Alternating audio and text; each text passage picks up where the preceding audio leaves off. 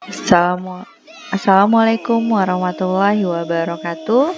Ya, kembali lagi bersama Ibu dalam pembelajaran tentang karakteristik geografis dan sosial budaya negara-negara anggota ASEAN.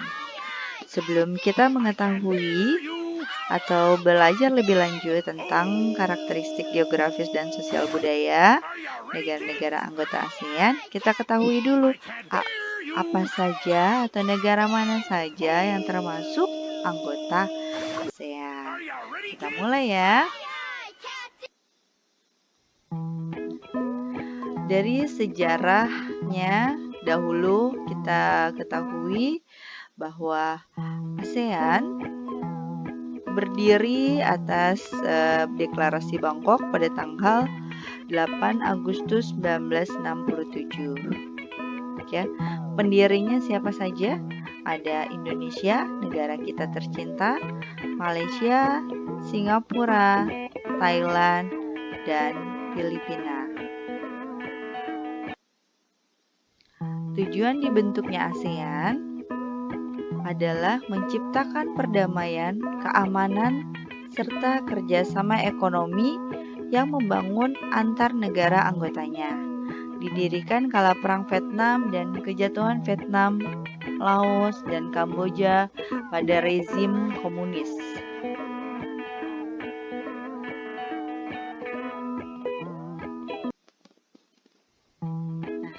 Itu tadi sejarah singkat tentang ASEAN.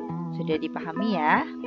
Sekarang kita lihat kembali anggotanya. Yang tadinya hanya terdiri dari 5 negara, sekarang ada 10 negara ASEAN. Nah, sekarang kita kupas satu persatu tentang kondisi geografis dan sosial budaya negara-negara ASEAN ini. Yang pertama adalah negara kita dahulu ya, Indonesia. Ya, kondisi geografis negara Indonesia, seperti kita ketahui bersama, Indonesia itu negara kepulauan terbesar di dunia dan dilintasi oleh Khatulistiwa. Indonesia memiliki relief yang beraneka ragam bentuknya dan dilalui oleh 2 sirkum, yaitu Sirkum Pasifik dan Mediterania, yang menyebabkan Indonesia memiliki banyak gunung api. Selain itu, Indonesia diapit oleh beberapa lempeng besar yang menyebabkan wilayahnya rawan gempa. Namun, Indonesia juga banyak keunggulan. Ada pantai-pantai ya yang dapat dimanfaatkan untuk diambil hasil lautnya, dan juga tempat pariwisata, serta juga menyimpan banyak sumber daya alam. Misalnya hasil tambang seperti batu bara, minyak bumi, dan gas alam yang dapat dimanfaatkan sebagai sumber energi. Di Indonesia juga terdapat dataran rendah yang luas, yang bisa dimanfaatkan sebagai lahan pertanian dan perkebunan yang menghasilkan padi, sayuran, dan karet. Tak lupa juga kita memiliki hutan, ya, hutan yang sangat luas yang menghasilkan rotan dan kayu jati yang dapat dimanfaatkan sebagai bahan mebel. Sekarang kita ke kondisi sosial budaya. Dalam berinteraksi sosial, masyarakat Indonesia memiliki bahasa daerahnya masing-masing. Namun, bahasa resmi masyarakat Indonesia adalah bahasa Indonesia yang merupakan bahasa yang dinamis. Indonesia memiliki kesenian-kesenian yang beragam. Jenis kesenian Indonesia dapat dikategorikan dalam beberapa klasifikasi, seperti seni musik, seni tari, seni busana, seni bela diri, dan masih banyak lagi. Contohnya, seni tari dari daerah Jawa dan Bali terkenal dengan pengaruh dari aspek-aspek kebudayaan dan mitologi Hindu. Nah, penduduk Indonesia berjumlah kurang lebih 270 4.054.853 juta jiwa. Ini hasil sensus tahun 2018, belum diupdate lagi ya untuk tahun 2020-nya. Penduduknya menganut agama Islam sebagai agama terbesar, Katolik, Kristen, Hindu, Buddha, dan Konghucu. Juga terdiri atas lebih dari 300 kelompok etnis. Kelompok terbanyak antara lain etnis Jawa, Sunda, Madura, Batak, dan Minangkabau. Setiap etnis memiliki warisan budaya masing-masing. Nah, itu Indonesia. Kita lanjut ke negara lain.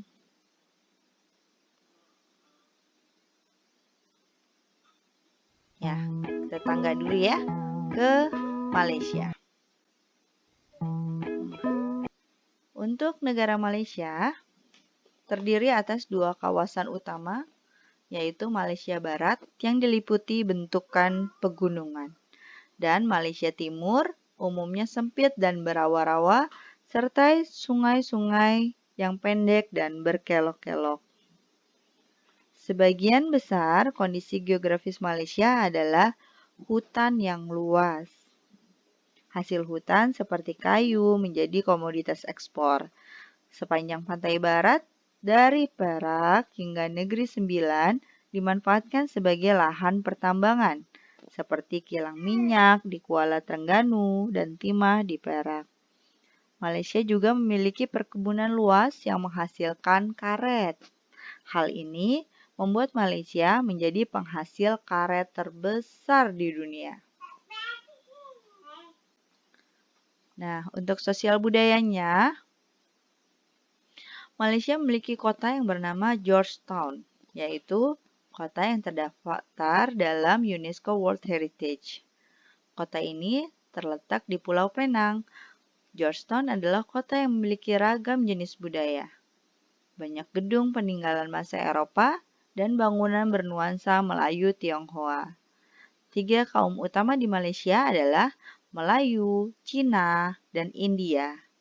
Musik tradisionalnya banyak dipengaruhi oleh budaya Cina, Islam, India, dan Indonesia.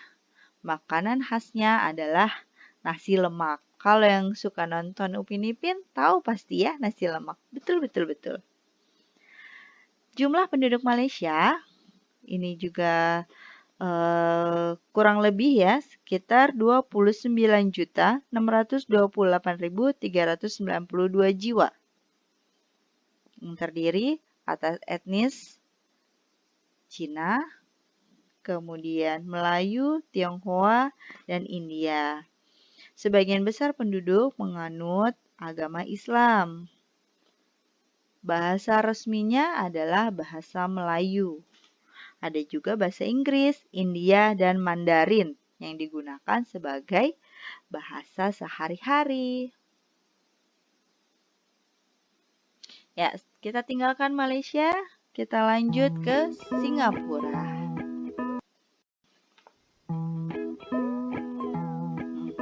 Untuk Singapura, kondisi geografisnya luasnya hampir sama dengan kota Jakarta. Jadi, kota Jakarta ini sudah bisa disebut negara ya, kalau kita melihat dari luasnya saja. Ya, luasnya hampir sama dengan kota Jakarta, sekitar 664 km persegi. Keadaan alam negara Singapura pada umumnya relatif datar. Akan tetapi, di beberapa tempat dijumpai perbukitan. Kondisi geografis Singapura menyebabkan negara tersebut tidak memiliki banyak sumber daya alam. Usaha pertanian dilakukan secara hidroponik. Pernah ya kita lakukan hidroponik saat pembelajaran PLBJ di kelas 5. Nah, akan tetapi beberapa wilayah dimanfaatkan sebagai lahan peternakan unggas. Kita lanjut ke sosial budaya. Singapura, jumlah penduduknya sekitar 5.460.302 jiwa. Sebagian besar penduduk merupakan keturunan Tionghoa. Ada juga etnis Melayu, India, dan bangsa Eropa. Sebagian besar penduduk beragama Buddha.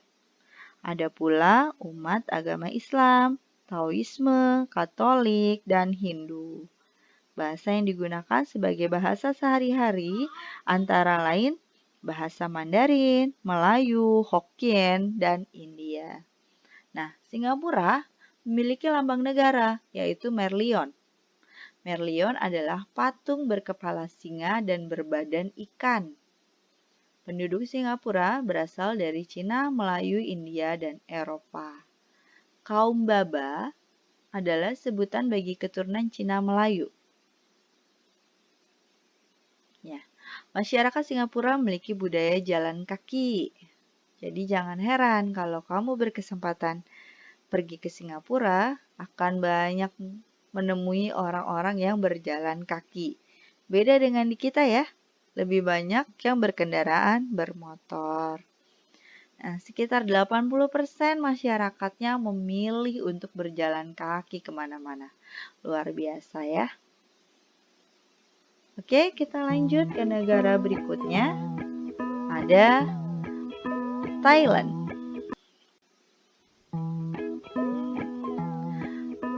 Untuk kondisi geografis Thailand, memiliki topografinya berupa permukaan tanah yang dilewati aliran sungai di bagian tengah, dataran tinggi di timur laut, hutan dan pegunungan, serta bukit-bukit di sebelah utara, dan wilayah selatan kebanyakan berupa bukit-bukit. Daerah yang menjadi pusat kegiatan berupa dataran rendah di daerah aliran sungai Chao Phraya. Untuk Thailand, kegiatan pertanian banyak dilakukan di sepanjang sungai Chao Phraya ya tadi. Hasil pertanian terbesar adalah padi. Bahkan Thailand dijuluki sebagai lumbung padi utama di Asia Tenggara.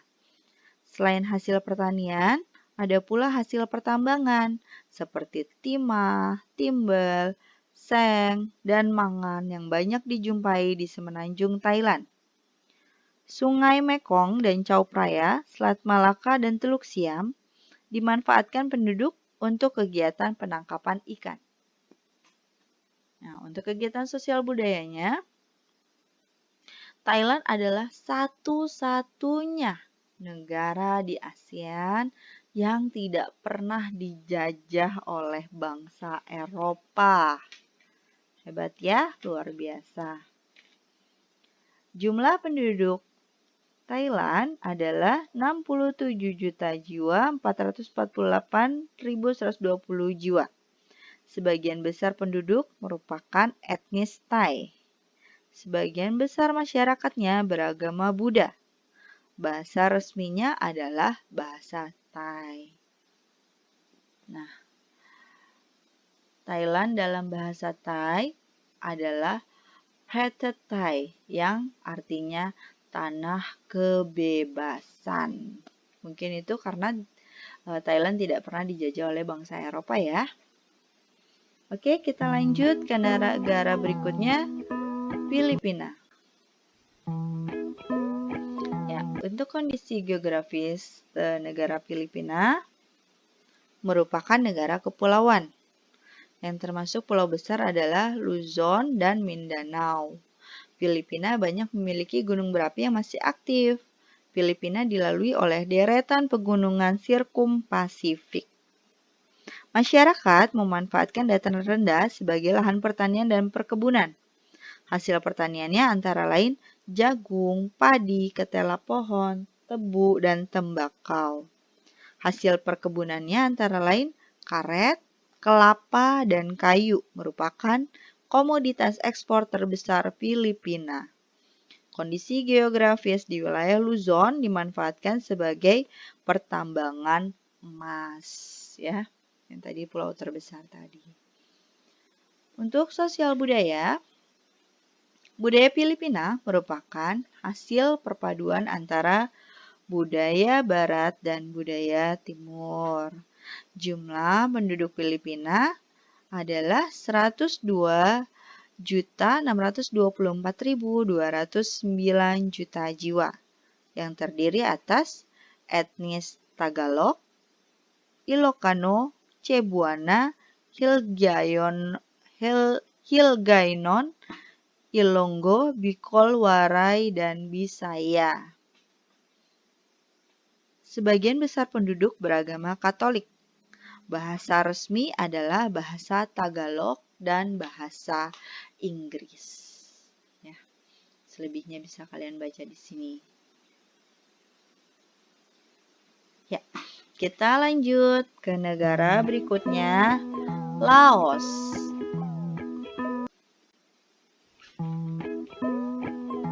Ya, untuk kondisi geografis Laos merupakan satu-satunya negara di Asia Tenggara yang jalan masuk ke wilayahnya tanpa melalui laut. Sebagian besar wilayah Laos adalah daerah pegunungan dan wilayah lainnya merupakan dataran tinggi. Dataran rendah Vientiane dimanfaatkan sebagai lahan pertanian padi, jagung, dan tembakau. Sumber perikanan Laos terpusat di Sungai Mekong yang menghasilkan ikan karper dan ikan perch. Untuk sosial budaya Laos, nama Laos berhubungan dengan penemunya, yaitu Ai Lau. Orang Laos terkenal kesabaran dan kesederhanaannya. Jumlah penduduk Laos adalah 6.695.166 juta jiwa. Sebagian besar penduduk adalah etnis Lao dan menganut agama Buddha. Bahasa resminya adalah bahasa Lao. Bahasa lain yang dipergunakan penduduk Laos adalah bahasa Prancis, Inggris, dan Thai. Oke, kita lanjut ke negara berikutnya, yaitu Brunei Darussalam. Untuk Brunei terdiri atas dua wilayah yang terpisah, yaitu wilayah barat dan timur. Wilayah Brunei dikelilingi oleh wilayah Malaysia. Wilayah barat merupakan dataran rendah yang berawa-rawa. Pantai bagian utara Brunei merupakan dataran rendah yang relatif luas dan di wilayah ini terdapat Teluk Brunei. Sebagian besar bentang alam Brunei menyimpan minyak bumi dan gas alam yang menyumbang 40% pendapatan negara. Minyak bumi dan gas alam tersebar di wilayah Miri dan Kuala Belair. Dataran rendah dimanfaatkan penduduk sebagai lahan pertanian yang menghasilkan padi, kelapa, lada, dan buah-buahan. Untuk sosial budayanya, budaya Brunei banyak dipengaruhi oleh ajaran Islam. Mayoritas penduduknya adalah orang Melayu. Kata Brunei berasal dari kata nah baru yang diucapkan oleh Awang Alak Betatar, penemu negara ini. Kata Darussalam berarti tempat yang damai atau rumah keamanan. Jumlah penduduk Brunei adalah 436.620 jiwa, yang terdiri atas etnis Melayu, Tionghoa, dan sebagian suku Dayak. Bahasa resminya adalah bahasa Melayu. Bahasa Inggris dan Mandarin juga digunakan sebagai bahasa sehari-hari. Kita tinggalkan Brunei Darussalam, lanjut ke Myanmar. Ya, untuk Myanmar terbentuk dari dua lipatan pegunungan di sebelah barat dan sebuah patahan blok di sebelah timur. Keduanya berjajar dari utara ke selatan. Jajaran sebelah barat mencakup deretan pegunungan Leta, Bukit Chin, dan pegunungan Arakan Yoma yang diliputi hutan-hutan lebat. Beberapa wilayah di Myanmar menghasilkan sumber daya alam yang beragam, seperti lembah Sungai Sitang menghasilkan tembakau, Plato San menghasilkan teh, dan sayuran banyak dihasilkan di pantai Arakan Nyoma. Wilayah Tenasserim dimanfaatkan untuk wilayah pertambangan yang menghasilkan timah. Myanmar disebut sebagai negara 1000 pagoda. Ya, hal ini disebabkan karena sangat mudah menemukan kuil-kuil suci Buddha. Jumlah penduduk Myanmar adalah 55.167.330 jiwa yang terdiri atas etnis Myanmar, San, Karen, Rakhine, Tionghoa, India, dan Mon.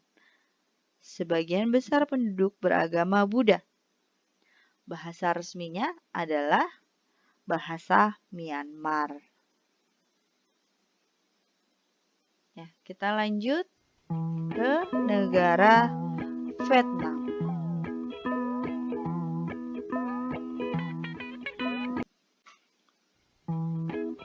Ya, untuk negara Vietnam terdiri dari 5 wilayah: daerah pegunungan utara, delta Sungai Merah, barisan pegunungan Annam yang berhubungan dengan Vietnam Utara dan Vietnam Selatan, garis pesisir pantai yang sempit antara barisan pegunungan Annamite dan Laut Cina Selatan, serta delta Sungai Mekong di sebelah selatan Vietnam.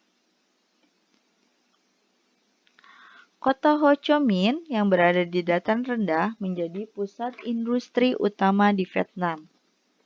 Industri yang berkembang di Vietnam antara lain industri pengolah makanan, penggilingan padi, dan tekstil. Sebagian dataran rendah juga dimanfaatkan sebagai lahan pertanian yang menghasilkan buah, sayuran, jagung, ubi jalar, dan kopi. Hutan utama di Vietnam menghasilkan kayu jati dan rotan sebagai bahan baku mebel. Vietnam terkenal dengan baju khasnya yang disebut Áo Dai. Topi caping pun banyak ditemui di sana. Ya, tahu ya topi caping seperti yang sering digunakan oleh para petani. Jumlah penduduk Vietnam adalah 92.477.857 jiwa. Sebagian besar penduduk merupakan etnis Kin. Sebagian besar penduduk menganut agama Buddha juga ya. Bahasa resminya adalah bahasa Vietnam. Ya, lanjut ke negara yang terakhir adalah Kambodia atau Kamboja. Ya, bentuk wilayah Kamboja menyerupai piring. Di bagian tengahnya terdapat dataran besar Tonle Sap, sedangkan bagian tepi dibentuk oleh deretan pegunungan negara. Ini dilalui oleh Das Mekong. Sampai sekarang, Sungai Mekong merupakan sungai yang terpenting di Kamboja. Selain itu, Kamboja juga memiliki danau Tonle Sap yang merupakan penghasil ikan tawar utama di kawasan Asia Tenggara. Daerah di sekitar Sungai Mekong dan Danau Tonle Sap sangat subur, sehingga dimanfaatkan penduduk untuk pertanian padi, umbi-umbian, jagung, dan buncis. Ada pula hasil perkebunan seperti tembakau dan karet. Nah, di Kamboja banyak candi terbuat dari batu. Dewa-dewa dari agama Hindu dan Buddha terukir pada tembok. Jumlah penduduk Kamboja adalah 15.205.539 jiwa. Sebagian besar penduduknya merupakan suku bangsa Khmer. Ada juga suku bangsa Vietnam dan Tionghoa. Sebagian besar penduduk Kamboja beragama Buddha. Bahasa resminya adalah bahasa Khmer. Ya. Oke, itu tadi sudah Ibu sampaikan tentang kondisi geografis dan sosial budaya dari 10 negara anggota ASEAN. Semoga bisa kalian pahami. Jika masih kurang paham, kalian bisa membaca buku kalian ya di pembelajaran yang pertama dan juga di pembelajaran kelima ini. Itu kedua pembelajaran tersebut memaparkan materi tentang kondisi sosial budaya dan kondisi geografis di Asia Tenggara. Ya. Nah, semoga bisa dipahami apa yang sudah Ibu jelaskan di hari ini. Nah, untuk slide-slide yang tadi Ibu tampilkan itu bersumber dari Yolanda Mariski, mahasiswa dari Universitas Negeri Malang, Fakultas Ilmu Pendidikan. Ya, demikian yang Ibu sampaikan. Semoga bisa dipahami. Lebih dan kurangnya mohon maaf. Wassalamualaikum warahmatullahi wabarakatuh.